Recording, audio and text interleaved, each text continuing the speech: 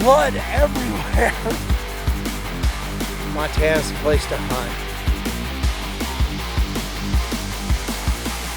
The biggest factors that dictate whether deer enter spring in good shape, pretty simple. How they enter winter health-wise, and that would be body condition. Body condition would be the fat reserves that they've built up before they get to winter. So that's crucial. There would be obviously food requirements, and we often think of supplemental food, but getting deer to winter, a lot of that has to do on your native habitat.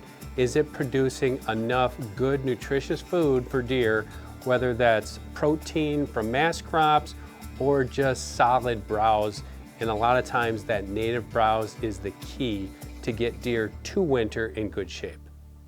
We often think about food and getting deer to winter in great shape, but the bigger factor is the population. If we have the population in check or below carrying capacity, that is more crucial than food, because it doesn't matter how much food you have. If you have an overpopulated deer herd, it's going to stress the habitat no matter what. Food isn't the critical factor there. The critical factor is overwinter habitat, and that's something that you can't change overnight. Overwinter habitat is thermal cover that deer need to survive winter, and then all things being equal, they will be able to get through winter in pretty good shape. Overwinter habitat takes years to build, and sometimes it's completely out of a land manager's hands and it's on Mother Nature. It's not super complicated if you're looking for an area that's got classic, really good quality overwinter cover. Things that I would like to see would be thermal cover. A lot of times this is provided by a swamp. Cedar swamps are awesome for that.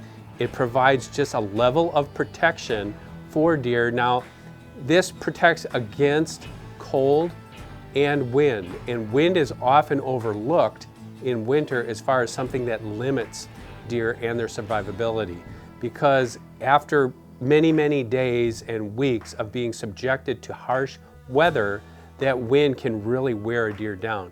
It's basically going to keep them colder longer. So what I like to see is thermal cover.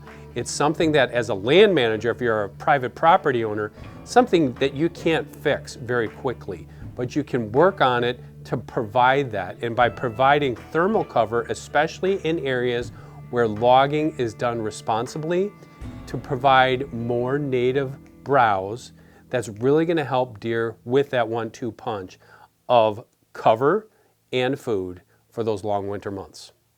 Is there a breaking point for deer in winter that's really going to cause them a lot of stress? Yes and no. There isn't necessarily one thing or one circumstance that is going to break them. It's normally that prolonged effect of how they entered winter, how long winter is going on, and what are the certain conditions. In areas of deep snow, deer will often travel to find food in winter and then temporarily relocate to those areas. Some classic examples are in the North Woods. Now, it really depends upon what type of food you have. It could be a clear-cut situation with lots of really good nutritious browse. It could be areas adjacent to some agriculture. You're not going to find too much of that in the North Woods. Or it could be in places where they offer supplemental feeding. That's a whole nother topic, but deer have been known to travel miles to get to food.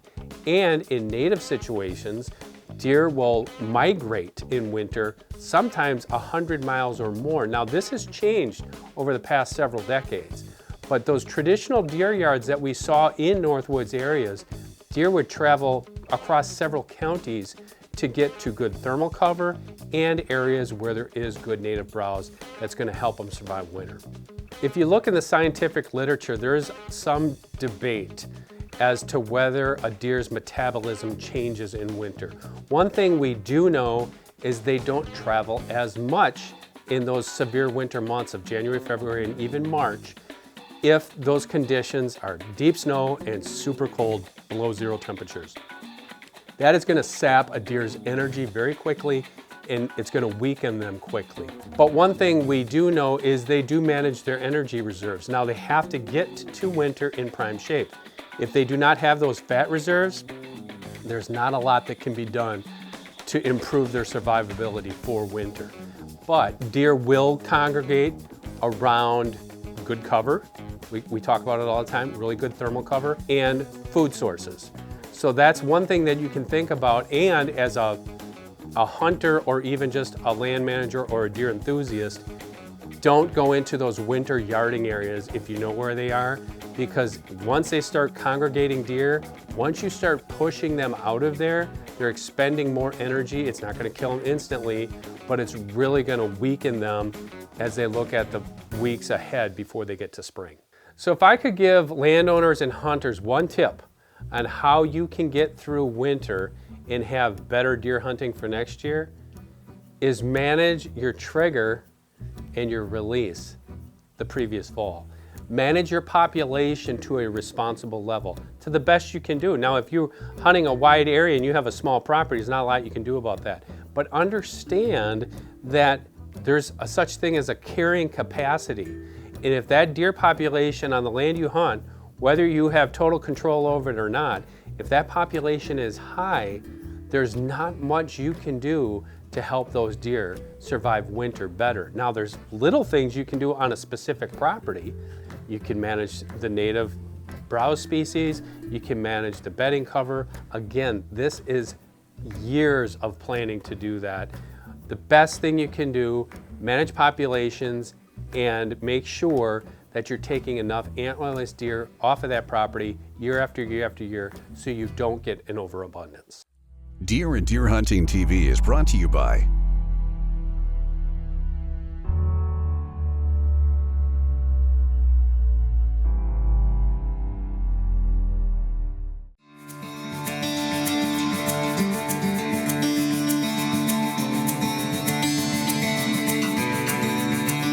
So on day one, we knew there was a really good creek bottom that held good densities of both whitetail and mule deer. The second day of the hunt, Chad came up with a game plan. He was gonna drop us off. We were just gonna skirt the edge of the creek bottom, work down it a ways. He was gonna go up above us, not too far away, but far enough where he could see into the next big creek drainage and watch some open flats and see if any deer were moving up and down that area while we were below. Later in the morning, we'd meet up, share notes, and see which one we wanted to spend more time at. After dropping us off, I just began a slow, still hunt down the creek bottom. There was plenty of thick brush. It would have been very easy to jump a deer at 20, 30 yards. So I kept my rifle scope, the variable rifle scope, down on a low power in case I had to do a quick running shot. But I also had my shooting sticks and everything ready, knowing that more than likely I was gonna have a long shot. And even my rifle was equipped with a bipod. That way, if I needed to go prone, I had a stable bench rest type shooting situation. It was obvious the mule deer owned this area. We were seeing a lot of mule deer, young bucks, a couple of medium-aged ones, but a lot of does. There definitely was a good density of mule deer in this area. But what I wasn't seeing, I just wasn't seeing many whitetails. And that was a little bit confusing because the low bottom where I was still hunting was perfect. It was just ideal whitetail habitat. I just kept pushing on and pushing on. And that's when I spotted a herd of mule deer moving up and out of the bottom where I was. I don't think I had bumped them. I think they were just on a casual move up the hillside. And something seemed just a little out of place. That's right, there was a whitetail in the middle of this entire herd of mule deer. With a quick look through my 10-power binocular, I confirmed it was a whitetail, and it was a good buck at that. A mature buck, looked to be at least a 5x5, and I could tell he had tall points, at least in the brows and going up into the G1 and G2s. That's all I needed.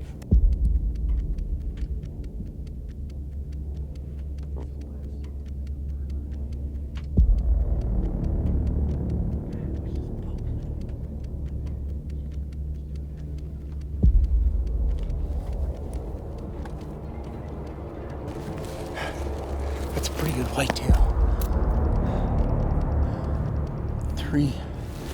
300 yards. I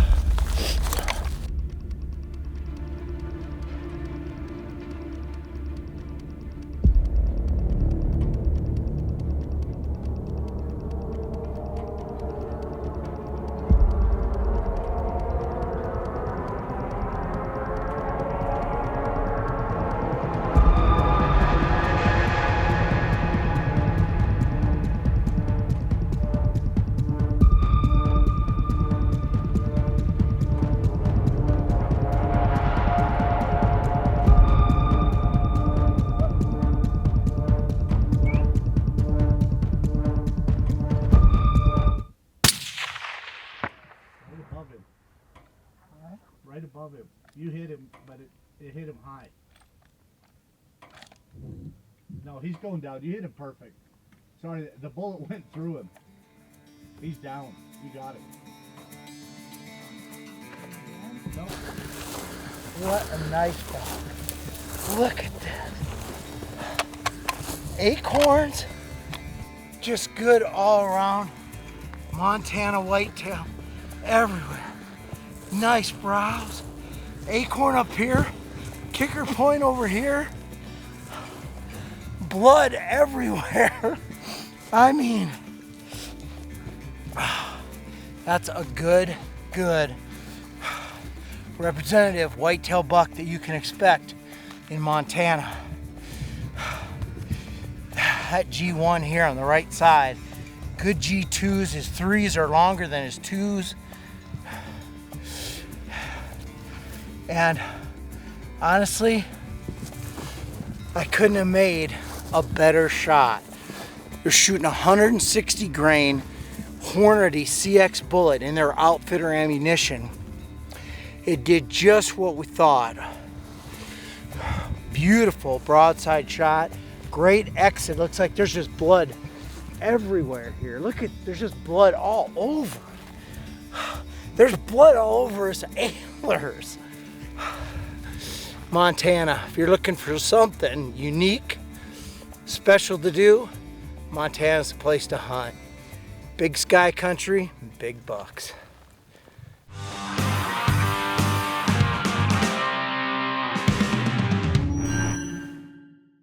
All right, hey guys, this is one of the Kentucky properties that I hunt. It's the 2024 preseason and I'm getting a bunch of work done. This is a spot that I'm really excited about. My dad killed a really nice velvet hanging 8 here, just right here about 60 yards to my left. It was a great mature deer. We decided to come in and enhance this spot, and the reason being is because the wind swirls here really badly. This low spot here, as you can see, it's an old dry pond bed, and there's some hay fields around it, some crop fields, some bedding cover. It's got a lot of good stuff in here. And I'm talking quietly because there's deer bedded not far from here. But I'm really excited about this spot because this season it's enhanced, it's improved, it's better.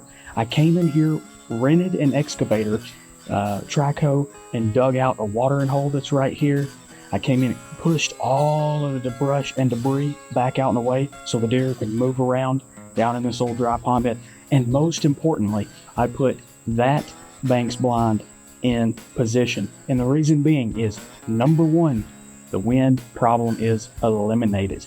With that right there, as long as I keep the windows closed, they cannot smell me. That way, if it is a bad wind, or if it is swirling, or if it's an afternoon and my thermals are pulling down right in here, which they will be, I can keep those windows closed until right whenever I draw my bow and shoot.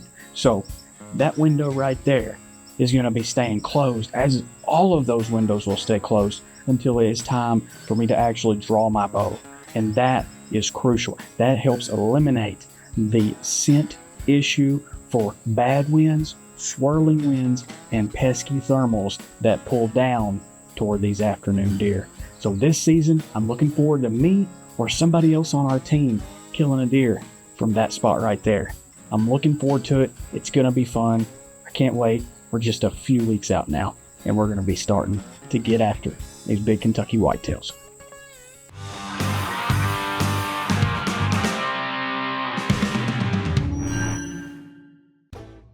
All right, I have an Easton arrow and a Sever Broadhead here, and we're talking about best broadheads. Now, that's an argument that anybody will talk about, and everybody's going to have their own opinions on that. I'm talking about my personal preference.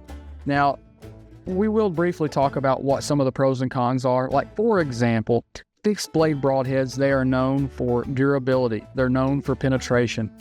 They're known for reliability. But I prefer a mechanical broadhead, and I have for a long time.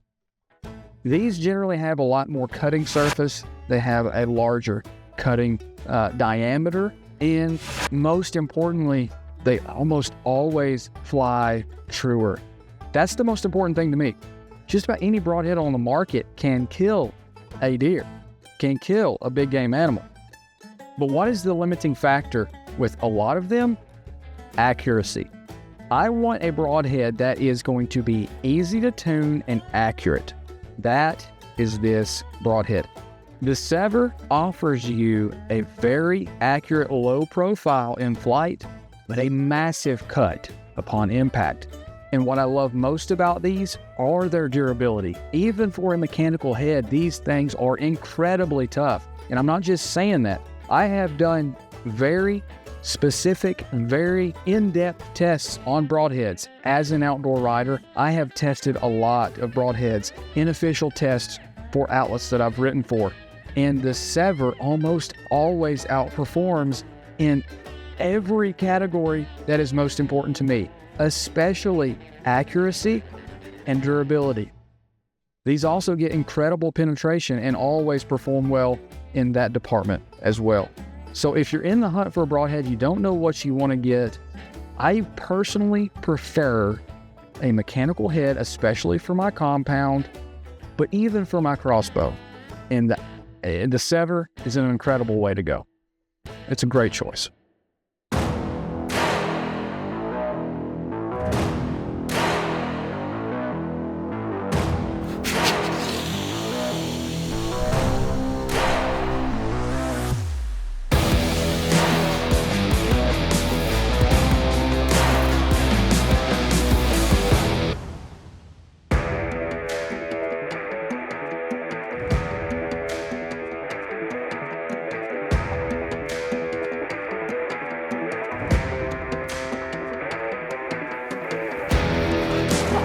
It's dead right there.